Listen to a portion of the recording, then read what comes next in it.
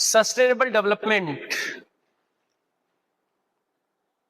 पहले भी इसकी डेफिनेशन आपने सुनी है, पढ़ी है कि रिसोर्सेस को हम इस तरीके से इस्तेमाल करेंगे, इतने केयरफुली इस्तेमाल करेंगे कि आज की जनरेशन भी इस्तेमाल कर पाए और कल की जनरेशन भी इस्तेमाल कर पाए।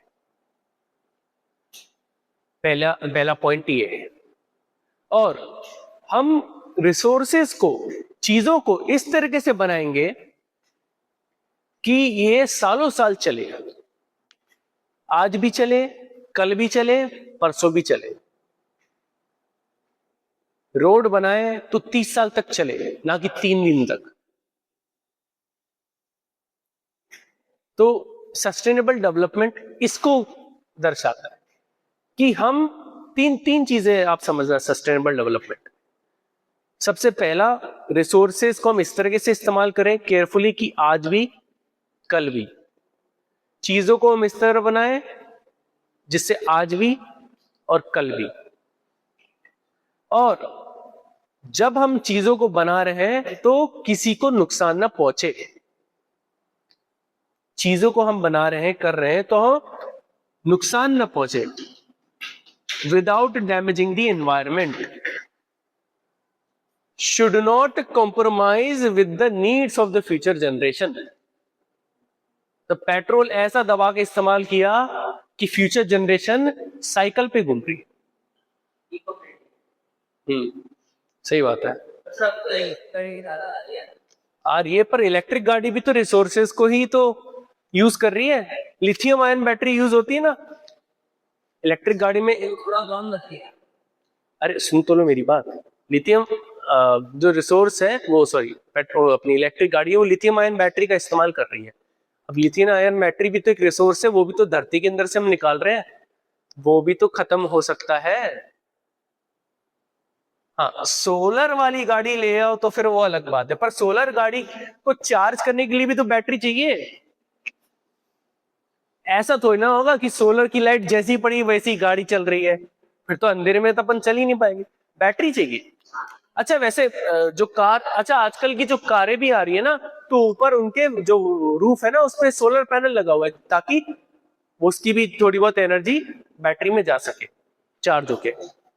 आप भी घर में सोलर पैनल लगाते हो तो बैटरी तो लगानी पड़ती है ना बेटा, तो वो भी लेती है, वो भी कहां से आ रहा है, वो भी रिसोर्स ही है ना।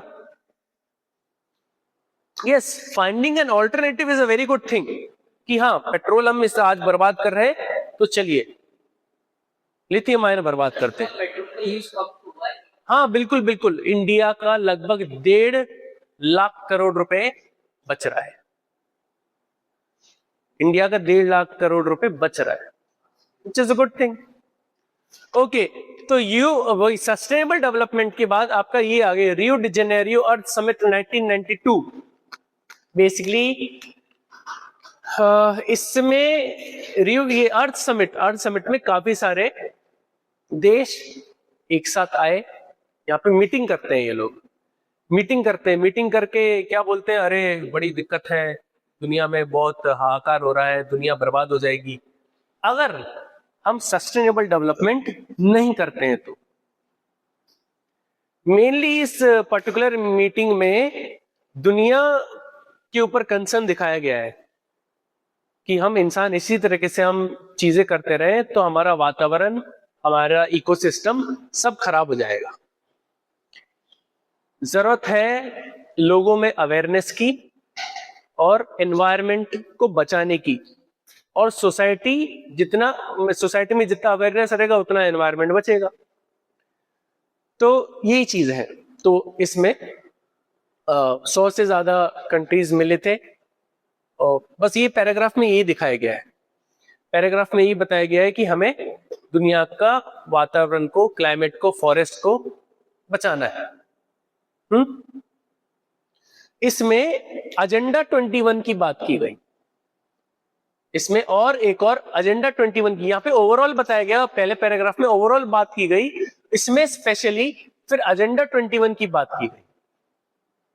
एजेंडा 21 काफी, एजेंडा मतलब मिशन वर्क, एजेंडा कि हम किस मुद्दे पे बात करेंगे। तो एजेंडा, बहुत सारे एजेंडा थे, तो तो एजेंडा 21 में, एजेंडा 21 इज सस्टेनेबल डेवलपमेंट,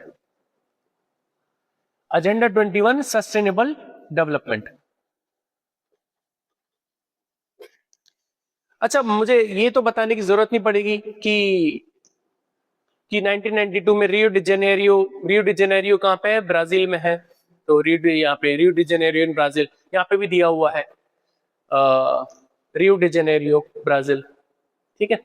तो ये जो एजेंडा 21 सस्टेनेबल डेवलपमेंट की बात की गई है, तो इसमें जितने भी देश आए उस मीटिंग में, इन सब ने सिग्नेचर किया कि हाँ, हम सस्टेनेबल डेवलपमेंट करेंगे अपने अपने हिसाब से, अपने अपने देशों में हम सस्टेनेबल डेवलपमेंट करेंगे। सिंपल सी बात है। और जब हम सस्टेनेबल डेवलपमेंट करेंगे तो सस्टेनेबल डेवलपमेंट के फायदे मिलेंगे। वही फायदे, फ्यूचर जनरेशन को चीजें मिलना, नेचर को हार्म नहीं पहुंचाना, चीजें जो बनाना वो बढ़िया तरीके से चलना। तो वही ये चीज है। और भी चीजें बात की गई कि हम इससे, ये सस्टेनेबल डेवलपमेंट करेंगे तो इससे एनवायरनमेंट को कम डैमेज होगा, हम गरीबी को वो कर सकते हैं, हरा सकते हैं, हम जो बीमारियां फैल रही हैं उसको हरा सकते हैं। बस यही है आपका। सो एजेंडा यहाँ पे लिखा है, one major objective of the agenda 21 is that every local government, अब लोकल गवर्नमेंट में डिस्ट्रिक्ट गवर्नमेंट की बात नहीं की गई, 100 देश में से जो एक एक देश है वो लोकल गवर्नमेंट है। आप अपने अपने लेवल पे देख लीजिए, ठीक है। United conference of environment.